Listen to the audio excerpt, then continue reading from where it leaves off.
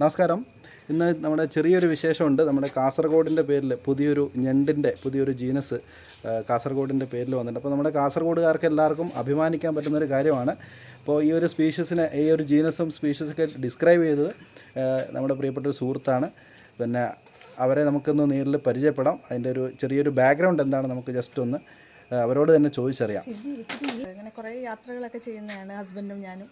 അപ്പം അങ്ങനെ മംഗലാപുരത്ത് ജോലിയായിരുന്ന സമയത്ത് നമ്മൾ കാസർഗോഡ് റാണിപുരം എന്ന ഹിൽ സ്റ്റേഷനിൽ പോയപ്പോൾ അവിടെ ഒരുപാട് ചെറിയ അരുവികളൊക്കെ ഉണ്ടായിരുന്നു. അപ്പോൾ ഹസ്ബൻഡ് അവിടെ സെർച്ച് ചെയ്തപ്പോൾ കിട്ടിയതാണ് ഒരു പുതിയ സ്പീഷീസ്. അപ്പം കാസർഗോഡിൽ നിന്ന് കിട്ടിയതായതുകൊണ്ട് കാസർഗോഡിയ എന്ന ജീനസ് നെയിമും, പിന്നെ ഞാനിങ്ങനെ ഒരുപാട് കൂടെ പോകാറുണ്ട്, ഇങ്ങനെ കളക്ഷനൊക്കെ കൂടെ പോകുന്നത് കൊണ്ട് എൻ്റെ പേരൂടെ ചേർത്തിട്ട് കാസർഗോഡിയ ഷീബ എന്ന്.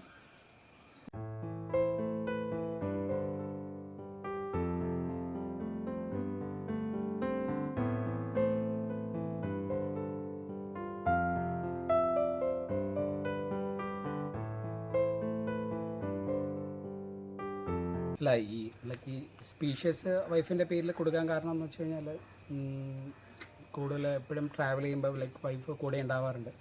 പിന്നെ ഫണ്ടിങ് സോഴ്സൊക്കെ അദ്ദേഹം കൂടുതലായിട്ട് സപ്പോർട്ട് ചെയ്യാറുണ്ട്. അപ്പോൾ അതിൻ്റെ ഒരു ഭാഗമായിട്ട് ഇപ്പോൾ ഞാൻ വളരെ ഫ്രീ ആയിട്ടാണ് വർക്ക് ചെയ്യുന്നത്. അപ്പോൾ വേറെ മോണിറ്ററി ബെനിഫിറ്റ് ഒന്നും വേറെ ഒരിടത്തുനിന്നും അങ്ങനെ അധികം കിട്ടാറില്ല.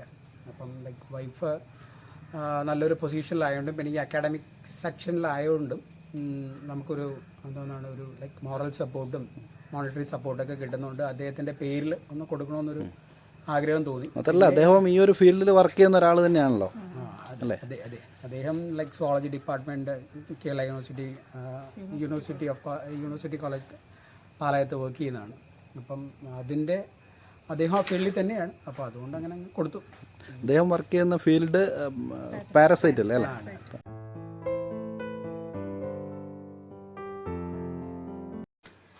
അപ്പോൾ അങ്ങനെ ഇന്ന് ഇവർ രണ്ടുപേരും യാത്ര ചെയ്ത് ആ ഒരു പേപ്പർ ഇന്നലെയാണ് പബ്ലിഷ് ചെയ്തത്. അപ്പോൾ ആ ഒരു സമയത്ത് അടുത്തൊരു സ്പീഷ്യസിനെ തേടിയല്ല, യാത്രകൾ സ്ഥിരമായിട്ട് ചെയ്യുന്ന ആളുകളാണ്. അപ്പോൾ അവർ വീണ്ടും ഈ ഒരു വർഷം തന്നെ ഒരു 4ാമത്തെ പ്രാവശ്യമാണ് കണ്ണൂരേക്ക് വരുന്നവർ. അപ്പം ഈ ഒരു യാത്ര ഇതേപോലെ തന്നെ ഒരു ഫീൽഡ് വിസിറ്റായിട്ട് വന്നതാണ്. അപ്പോൾ ആ ഒരു സമയത്ത് നമ്മുടെ കാസർഗോഡിൻ്റെ പേരിൽ നല്ലൊരു സ്പീഷീസ് നമുക്ക് എല്ലാവർക്കും ഓർത്തിരിക്കാൻ വേണ്ടി പറ്റുന്ന ഒരു സ്പീഷീസ് നമുക്ക് കിട്ടിയിട്ടുണ്ട്. അത് കാസർഗോഡ് മാത്രമല്ല, ഇതുവരെ നിലവിൽ അതിൻ്റെ റെക്കോർഡ് ചെയ്തിട്ടുള്ളൂ അല്ലേ? നിലവിൽ അവിടം വരെ നമുക്ക് അങ്ങനെ അറിയാൻ പറ്റത്തുള്ളൂ. നമ്മൾ പോകുമ്പോൾ ഒരു സ്ഥലത്ത് എവിടെയെങ്കിലൊക്കെ പല സ്ഥലങ്ങളിലുണ്ടാകും. അപ്പോൾ ഇതിൻ്റെ കൂടുതൽ വിശേഷങ്ങളുമായിട്ട് നമ്മൾ ആ ഒരു ഇതിൻ്റെ ഹാബിറ്റാറ്റും കാര്യങ്ങളൊക്കെ നിങ്ങളെ ഒരു ഫുൾ വീഡിയോ ഇതിലൂടെ നമുക്ക് ഉടൻ തന്നെ വരുന്നതാണ്. ഈ ഒരു കണ്ടെത്തലിന് പിന്നിൽ ഡോക്ടർ സ്മൃതിരാജിനോടൊപ്പം നമ്മുടെയൊക്കെ ഗൈഡായിട്ടുള്ള പ്രൊഫസർ ബിജുകുമാർ, ഇപ്പോൾ കുഫോസിൻ്റെ VC ആണ്.